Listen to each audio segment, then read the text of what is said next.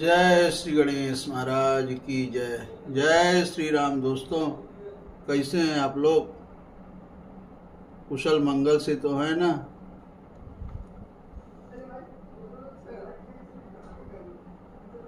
आज हम श्री रामचरितमानस बाल कांड दोहा नंबर 81 के आगे की कथा सुनाएंगे। कथा बहुत सुंदर चल रही है भाइयों बहनों। कथा आप लोग पूरी सुनिएगा। कथा में है माता पार्वती की परीक्षा के लिए भगवान शिव ने सप्त ऋषियों को भेजा हुआ है। सप्त ऋषि लोग अपनी अपनी तरह से बहुत कुछ बोले, लेकिन उनकी कोई बात माता पार्वती ने नहीं मानी। अब उसके आगे की बहुत अच्छी कथा है, आप लोग कथा पूरी सुने। कि तुम माया भगवान शिव सकल जगत पितु मातु, अनाई चरण सिर मुनि चले, पुनि पुनि हर्षत गातु। अब आप माया हैं और शिव जी भगवान हैं। आप दोनों समस्त जगत के माता पिता हैं। यह कहकर मुनि पार्वती जी के चरणों में सिर नवाकर चल दिए। अब उनके शरीर बार बार पुलकित हो रहे थे। ऋषियों के जाने के बाद जब उन्होंने कहा कि आप ही जगत के माता पिता हैं, तो भी समझ गए। आगे है कि जाई मुनि हिमवंत पठाए, कर बिनती गिर जहीं गृह लाए, अब बहुर सप्तऋषि शिव पहि जाई, कथा उमा में सकल सुनाई। अब मुनियों ने जाकर हिमवान को पार्वती जी के पास भेजा और वे विनती करके उनको घर ले आए। फिर सप्तऋषियों ने शिव जी के पास जाकर उनको पार्वती जी की सारी कथा सुनाई। हाँ भय मगन शिव सुनत स्नेहा, हरसि सप्तऋषि गवने गे, अमनु थिर करि तब शंभु खजाना, मनु थिर करि तब शंभु सुजाना, लगे करन रघुनायक ध्याना। अब पार्वती जी का प्रेम सुनते ही शिव जी आनंद मग्न हो गए। सप्तर्षि प्रसन्न होकर अपने घर यानी ब्रह्मलोक को चले गए। तब सुजान शिव जी मन को स्थित करके श्री रघुनाथ जी का ध्यान करने लगे। हाँ तारकु असुर भयउ तेहि काला, भुज प्रताप बल तेज विशाला, हाँ तेहि सब लोक लोकपति जीते, अभय देव सुख संपत्ति रीते। अब उसी समय तारक नाम का असुर हुआ, जिसकी भुजाओं का बल प्रताप और तेज बहुत बड़ा था। उसने सब लोक और लोकपालों को जीत लिया।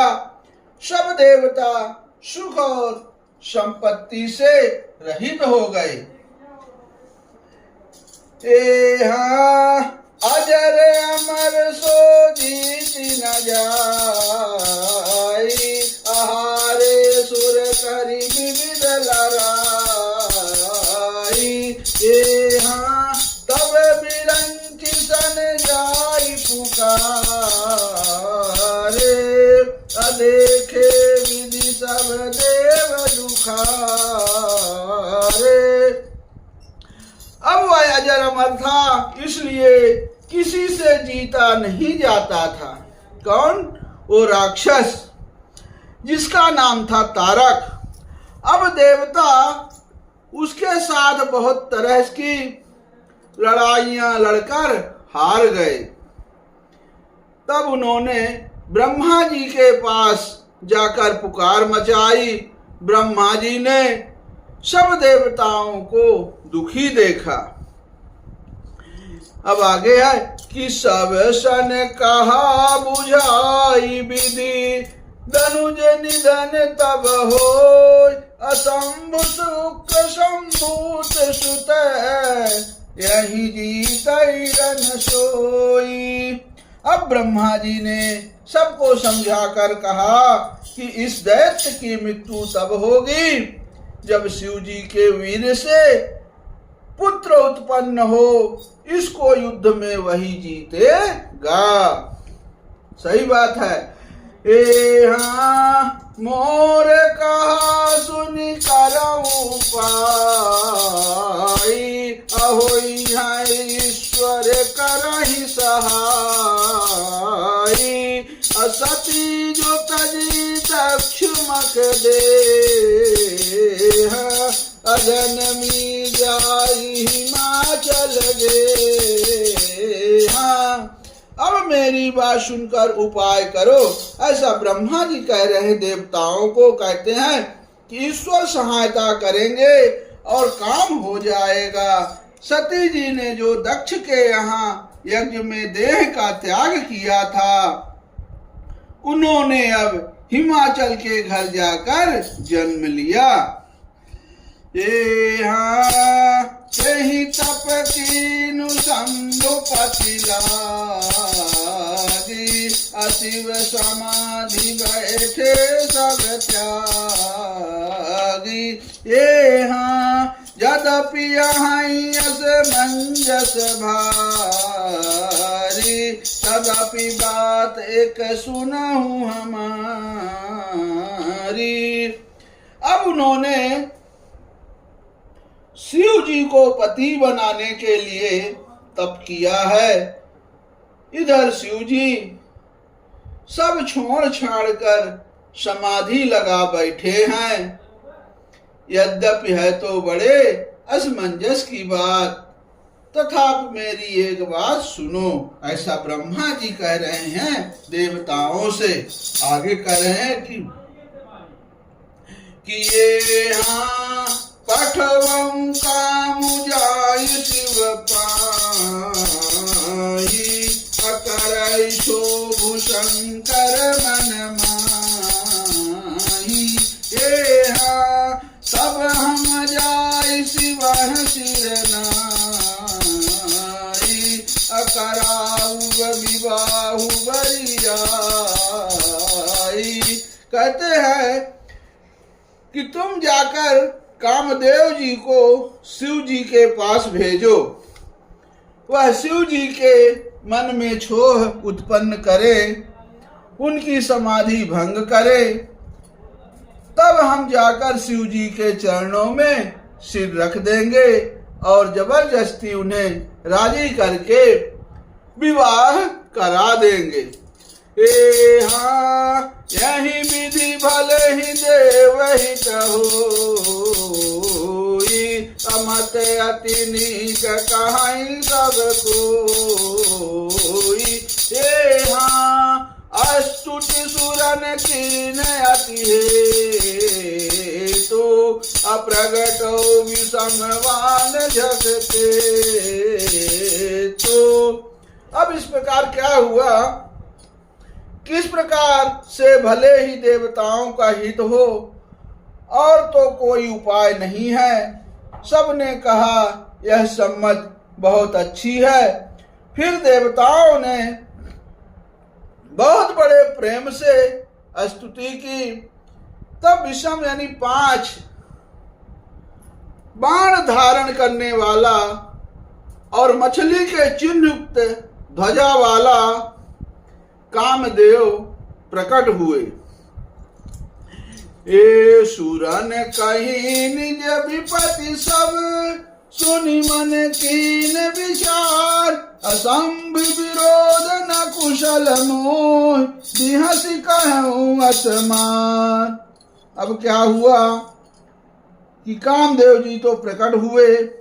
तब देवताओं ने कामदेव से अपनी सारी विपत्ति कही। सुनकर कामदेव ने मन में विचार किया और हंसकर देवताओं से यूं कहा कि शिव जी के साथ विरोध करने में मेरी कुशल नहीं है। ये हाँ तदपि करब मैं काज तुम्हारा, असुति कहे परम धर्म उपकारा, परहित लागित जय जो देहि, असंतत संत प्रशंसा ही लेते ही। अब क्या हुआ कि कामदेव जी तो बोले कि आप लोग के लिए तो मैं काम करूंगा, आगे जो होगा देखा जाएगा, तथापि मैं तुम्हारा काम तो करूंगा, क्योंकि वेद दूसरे के उपकार को परम धर्म कहते हैं। जो दूसरे के हित के लिए अपना शरीर त्याग देता है, संत सदा उसकी बड़ाई करते हैं। हे हाँ अस कहीं चले सबहि सिरुनाई, असुमन धनुष कर सहित सहाई। हे हाँ चलत मारे अस हृदय विचारा, शिव विरोध ध्रुव मारनु हमारा। अब यूं कहकर और सबको सिर नवाकर कामदेव अपने पुष्प के धनुष को हाथ में लेकर वसंत आदि सहायकों के साथ चला। चलते समय कामदेव ने हृदय में ऐसा विचार किया कि शिव जी के साथ विरोध करने से मेरा मरण निश्चित है। अब आगे है ये हाँ तब अपन प्रभाव विस्तारा, निज बस कीन सकल संसारा। ये हाँ को पेऊ जब ही बारिशर के तू, क्षण महु मिटे सकल श्रुति से तू।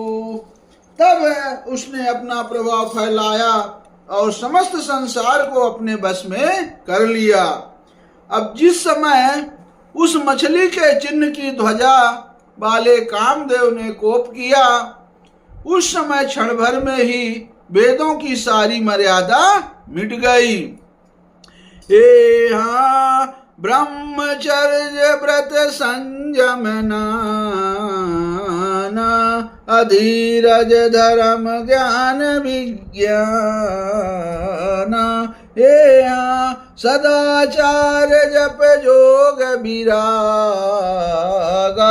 सभय विवेक कटकुशभ भागा।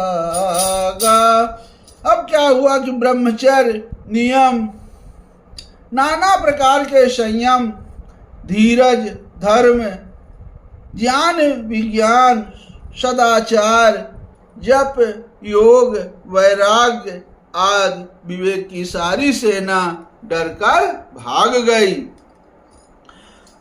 अभागे विवेक सहाय सहित सो सुभट संजुग मही मुरे, सद ग्रंथ पर्वत कंदरनि महु जाइत ही अवसर दूरे।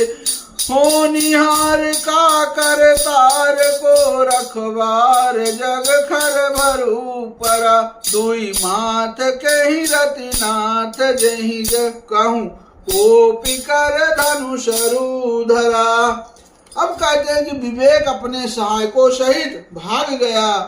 उसके योद्धा रणभूमि से पीठ दिखा गए। उस समय वे सब सदग्रंथ रूपी पर्वत की कंदराओं में जा छुपे। अर्थात ज्ञान, वैराग, संयम, नियम, सदाचार आदि ग्रंथों में ही लिखे रह गए, उनका आचरण छूट गया। सारे जगत में खलबली मच गई और सब कहने लगे, क्या कहते हैं कि हे विधाता, अब क्या होने वाला है, हमारी रक्षा कौन करेगा? ऐसा दो सिर वाला कौन है जिसके लिए रति के पति कामदेव ने कोप करके हाथ में धनुष बाण उठाया है। जे सजीव जग अचर चर, नारी पुरुष यस नाम, अते निज निज मर जाद तजी, भय सकल बस काम। अब जगत में स्त्री पुरुष संज्ञा वाले जितने चराचर प्राणी थे, वे सब अपनी अपनी मर्यादा छोड़कर काम के वश हो गए। सबके हृदय मदन अभिलाषा,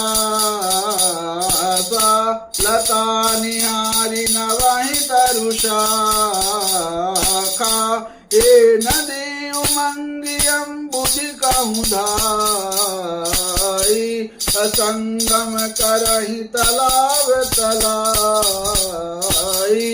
अब क्या हुआ उस समय दोस्तों कि सभी चर अचर प्राणी काम के वश में हो गए। सबके मन में काम अग्नि सशक्ति हो गई, सबके हृदय में काम की इच्छा हो गई। लताओं को देखकर वृक्षों की डालियां झुकने लगी, नदी उमड़ उमड़ कर समुद्र की ओर दौड़ी और ताल तलैया भी आपस में संगम करने यानी मिलने जुलने लगी। अजाए असी दशा जड़न कई बरनी, अको कहीं सकाई सचेतन करनी। पशु पक्षी नभ जल थल चारी, अभय काम बस समय विसारी। अब क्या हुआ कि जब जड़ यानी वृक्ष, नदी आदि की यह दशा कही गई, तब चेतन जीवों की करनी कौन कह सकता है।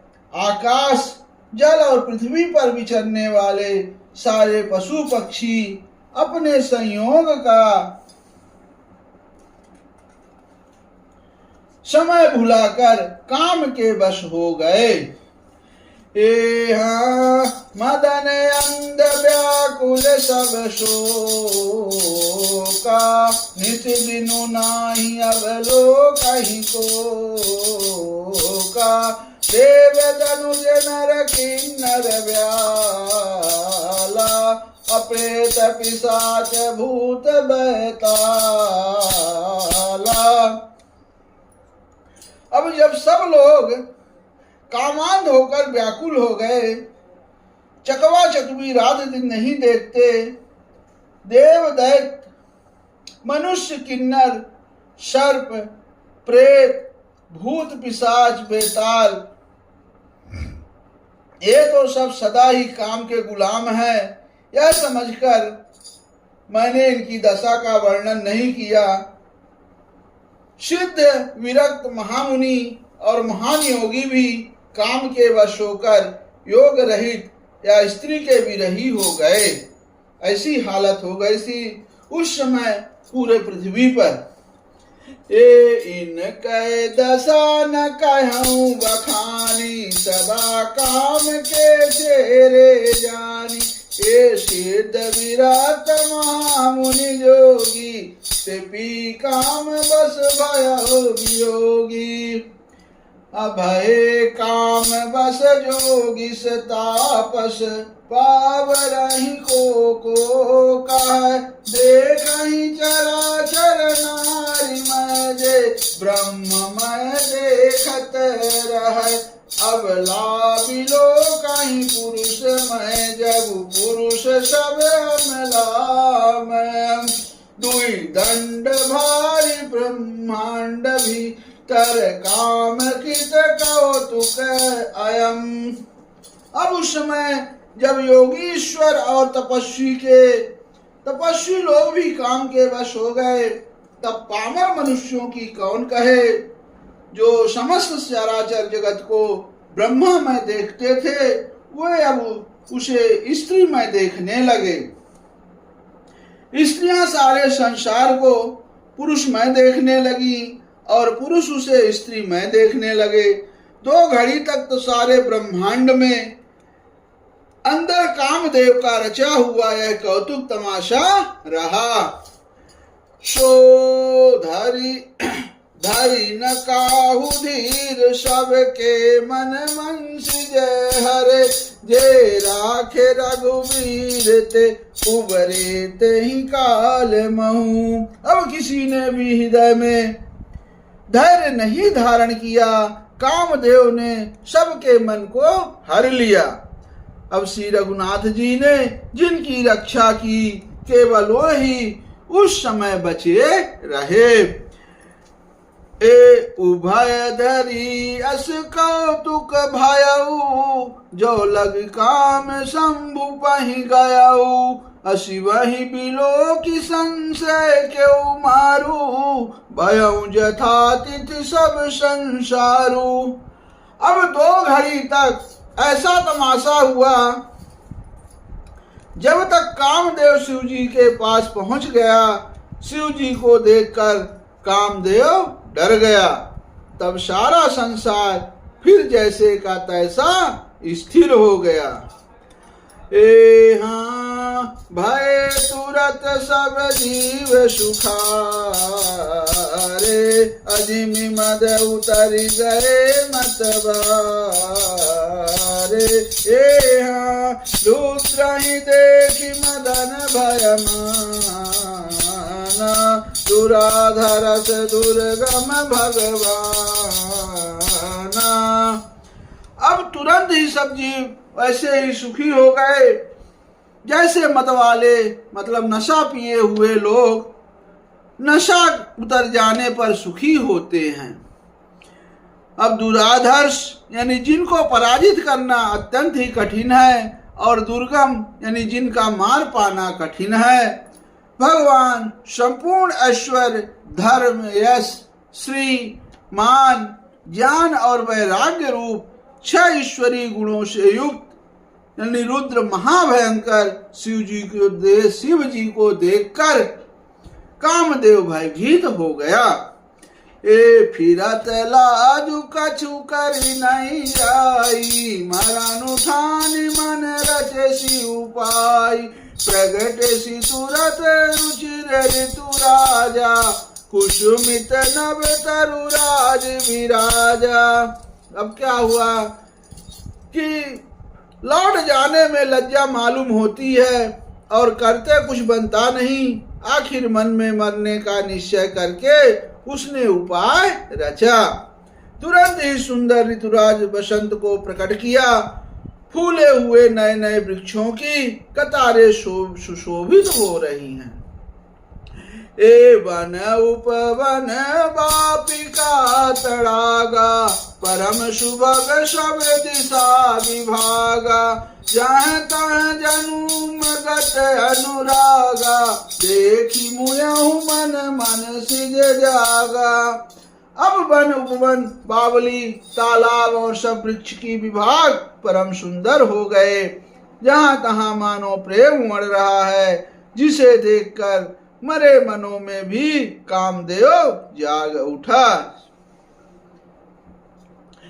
अजागई मनोभव मुह्यो मन बन, सुभगता ना परई कहीं, शीतल सुगंध सुमंद मारुत, मदन अनल सखा सही, विकसे सरणी बहु कंज गुंजत, पुंज मंजुल मधुकरा, कल हंस पिक सुख सरस रव, करि गान नाचहि अप्सरा। अब मरे हुए मन में भी कामदेव जगने लगा। वन की सुंदरता कही नहीं जा सकती थी।